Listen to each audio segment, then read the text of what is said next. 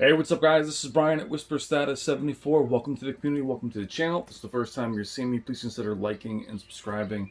We are Real Tech for Real People. Today's video is the Sony X950H on the left at 49 inches in HDR. It is a 4K full array local dimming LED for Sony. It is their flagship.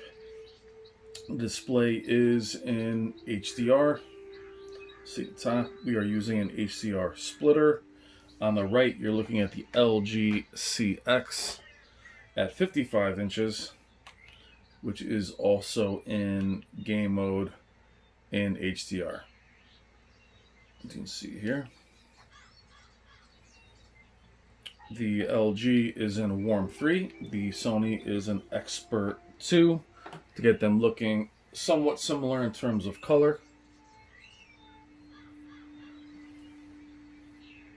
What's interesting with Red Dead Redemption was not having a proper HDR presentation when it's first released. I am proud to say we were one of the first channels on all of YouTube to kind of break that, as it just didn't look right.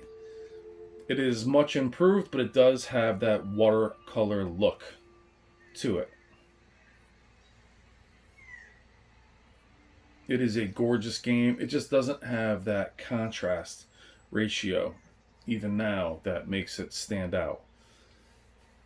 Now, upon first buying this game or playing this game, it was more about having a display that was bright enough to take advantage of it. Playing it on the Vizio Quantum XP series really didn't make much difference, even at nearly 3,000 nits. No matter what you did with the slider, it didn't make much of a difference. Now you can see in the HDR menu where when we move the peak brightness down to about 1500 on the right, it's much more visible with the Rockstar logo. I know you can't really see it. It's barely visible here. The paperwhite. So what we try to do is we try to make it to where they are close to each other, as close as we can get, to make it look even on both as much as we can, considering how different they are in brightness. What is funny is no matter what I do with these images in the tests, it doesn't change the image all that much on screen. So at around 1800 peak brightness for the Sony, paperwhite's about 90. That ends up being the same for the OLED, and you can just find that middle ground. And as day turns into night, or night turns into day, I should say,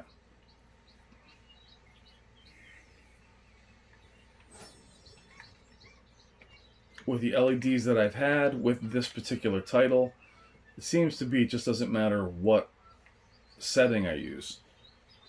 It always has kind of a dull look to it, even with the Vizio Quantum XP series again, which is a lot brighter. It just seems like no matter what I do with the settings, it just has, again, that washed out kind of watercolor look.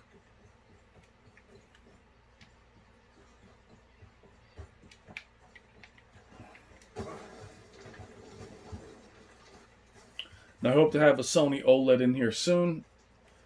That way we can compare OLED to OLED. But I always found that the LED to OLED is fascinating because of the differences in technology. There are times where the LED obviously is brighter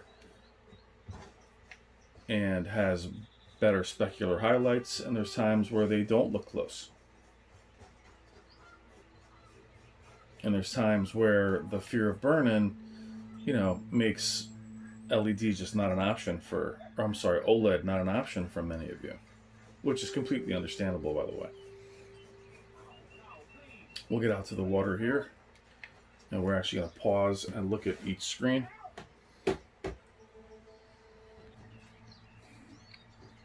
Sony X950H.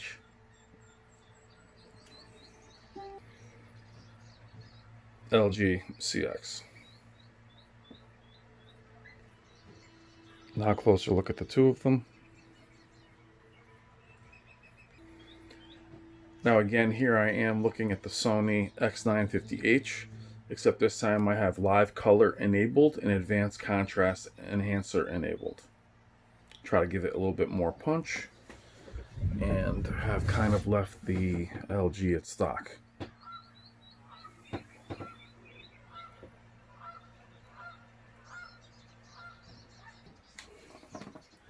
Now you should be seeing this in HDR.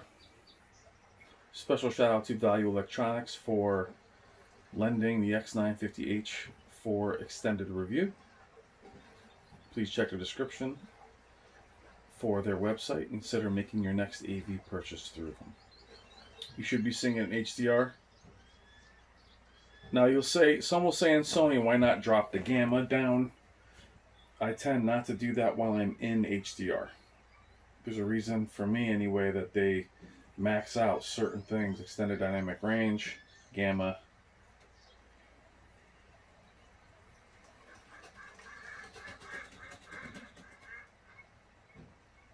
They both look very good. I think it's a gorgeous world. I just like more, I don't know, just blacks to be a little heavier.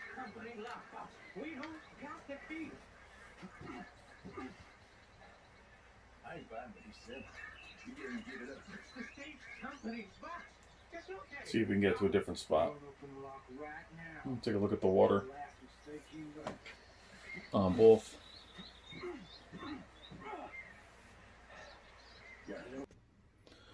What's a little telling as well is the intro.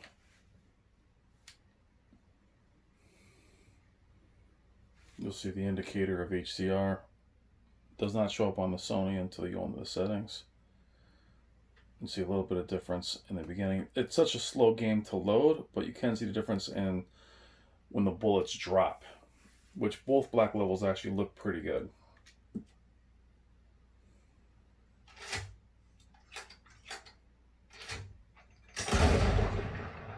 The blooming is not nearly as bad as it is right there on camera. But you see as the camera normalizes here. Give the camera a second. You see how it normalizes? It is struggling, obviously.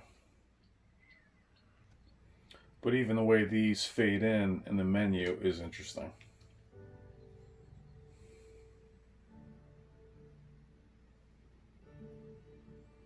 As the story mode opens. For those of you that knew, I don't favor either technology. The LG CX is my personal display, but it is a reference display. It's not my main display. And you'll hopefully see another Sony OLED in here soon for comparison. Hopefully a Vizio OLED.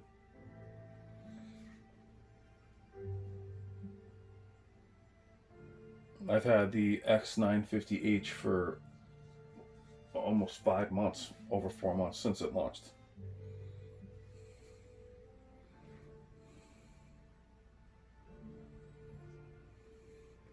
Definitely enjoyed my time with it.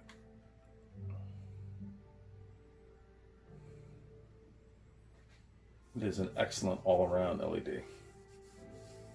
The CX being an OLED is one of those things that as you get to learn it, you can actually just customize it more to yourself and your preference.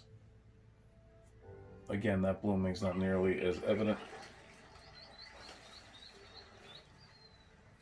Now a little bit different time of day here. What's funny, in this section, the OLED looks a little bit more dim. Or hazy, I should say.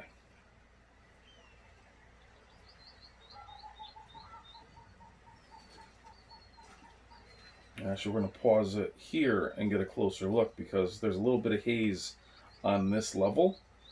But it is interesting because the OLED doesn't look nearly as bright as it did in the previous scene. So we'll pause it. Here is the LG CX and the Sony X950H. Sorry about that banding, which is there for no reason.